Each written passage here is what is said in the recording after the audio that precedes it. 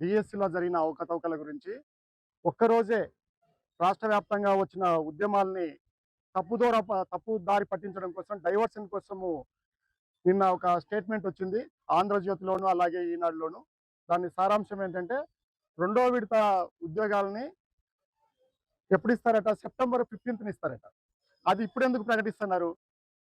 August 15th ప్రకటించాల్సి ఉంటే వీళ్ళు September 15th ఇప్పుడు నిన్న ప్రకటిస్తున్నారట.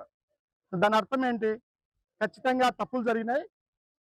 యువత, నిరుద్యోగ యువత రోడ్ల మీదకి వస్తే ఇబ్బంది అవుతుంది కాబట్టి వాళ్ళని డైవర్ట్ చేయడానికి ఉద్యోగాలు వస్తున్నాయి, నోటిఫికేషన్ ఈనాడులోను, ఆంధ్రజ్యోతిలోను. అందువల్ల గవర్నమెంట్ మెగా డిఎస్సిలో తప్పులు జరిగినాయి, ఆధారాలు ఉన్నాయి అనే విషయాన్ని ఒప్పుకున్నట్లయిందని నేను గట్టిగా నమ్ముతున్నాను. దాన్ని డైవర్ట్ చేయడానికే, నిరుద్యోగ యువతని డైవర్ట్ చేయడానికే వాళ్ళు ఈ నోటిఫికేషన్ డ్రామాని ఆడుతున్నారు.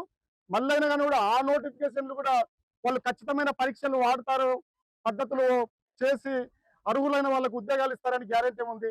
భారతదేశంలో పరీక్షలే సక్రమంగా నిర్వహించకపోతే, అర్హులైన వాళ్ళు ఉద్యోగాల్లోకి రాకపోతే, అనర్హులు వస్తే అంతకంటే అరాచకం ఏముంటుంది? జవాబుదారీతనం లేని ఈ ప్రభుత్వాన్ని, ముఖ్యంగా ఈ విద్యాశాఖ మంత్రిని తప్పించాలని నేను గట్టిగా డిమాండ్ చేస్తున్నాను. తప్పులు జరిగినాయి కాబట్టి, ఆధారాలతో సహా నిరూపిస్తున్నాం కాబట్టి సిబిఐ ఎంక్వైరీ కూడా జరగాలని నేను డిమాండ్ చేస్తున్నాను. అలాగే మెగా డిఎస్ ఏదైతే పెట్టి ఉన్నారో దాన్ని క్యాన్సిల్ చేసి మళ్ళీ పెట్టాలని తెలియజేస్తున్నాను.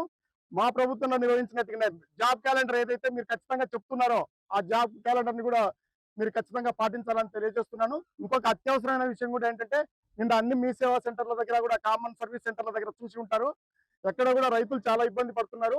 నేను కళ్యాణ దుర్గంలో కూడా ఉన్నాను. నిన్న పవర్ కూడా లేదు, రాత్రి వరకు కూర్చున్నా కానీ కూడా ఇంకా ప్రీమియం కట్టించుకోవడానికి చాలా ఇబ్బందులు ఉన్నాయి. అందువల్ల ఎక్స్టెన్షన్ కోసం రాష్ట్ర ప్రభుత్వం ప్రయత్నం చేయాలని కూడా నేను గట్టిగా కోరుతున్నాను. మా ప్రభుత్వం అయితే జగనన్న ఈ రైతులకు ఇబ్బంది లేకుండా నేరుగా ప్రీమియం కట్టిన సందర్భాన్ని కూడా నేను గుర్తు చేస్తూ ఉన్నాను. రైతుల పక్షాన ప్రీమియం కట్టి ఉంటే ఈ ఇబ్బందులు ఉండేది కూడా కాదని కూడా నేను తెలియజేస్తున్నాను. ప్రజల కష్టాన్ని, ముఖ్యంగా రాయలసీమ జిల్లాల్లో, కర్నూలు, అనంతపురం జిల్లాల్లో నిన్న మీ సేవా సెంటర్ల దగ్గర, కామన్ సర్వీస్ సెంటర్ల దగ్గర రైతులు పడుతున్న ఇబ్బందులేవో సాక్షాత్ ఆర్థిక శాఖ మంత్రి గారి మండలాల్లో కూడా, ఉరవకొండ, కూడేరులో కూడా ఇవి జరిగినాయి. కళ్యాణ దుర్గంలో అన్ని చోట్ల కూడా ఇవి దొరుకుతున్నాయి. ఈ రోజే లాస్ట్ డేటు, దీన్ని పొడిగించాలని కూడా నేను డిమాండ్ చేస్తున్నాను.